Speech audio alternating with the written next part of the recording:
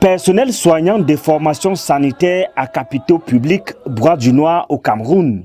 Les revendications des infirmiers et autres datent de plusieurs années déjà et ils observent actuellement un mouvement de grève à Yaoundé pour se faire entendre. Nos revendications portent essentiellement sur la contractualisation d'un certain nombre de Camerounais qui travaillent dans les hôpitaux et qui sont en situation d'emploi précaire. Ils n'ont pas de contrat, ils n'ont pas de salaire. Nous demandons au gouvernement de la République de leur attribuer des contrats. Ils sont plus de 20, selon le gouvernement, ils sont 21 076, selon les syndicats, ils sont 27 000, ce qui représente à peu près 60% des effectifs de la santé dans le pays. Donc nous souhaitons premièrement que le gouvernement les contractualise. Également ceux qui sont sous contrat depuis plus de 10 ans, qu'ils soient reversés dans le corps des fonctionnaires. Et également nous revendiquons entre autres le paiement des primes aux personnels de catégorie de la première à la 7e catégorie. Dans les centres de santé intégrés, les centres médicaux d'arrondissement, les hôpitaux de référence et bien d'autres, ils décrivent leurs conditions de travail exécrables. Je suis infirmière depuis 2014.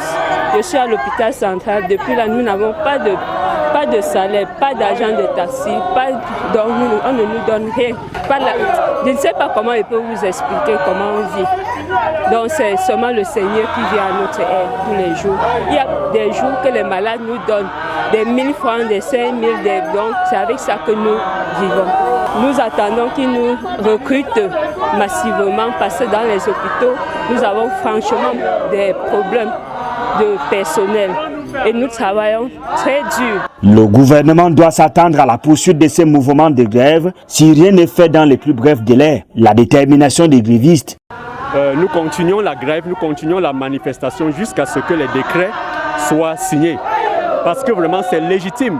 On ne peut pas comprendre que dans un pays, un État exploite, n'est-ce pas, ses enfants pendant des dizaines d'années et à un certain moment, on dit qu'on ne les reconnaît plus.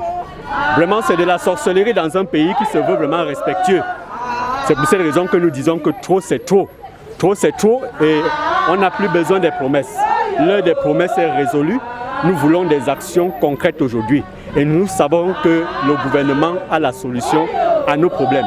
Il faudrait simplement un peu de responsabilité, un peu de volonté pour que tout ceci s'arrête. Les organisations de la société civile appellent toutes au retour au calme pour éviter les conséquences graves dans les formations sanitaires.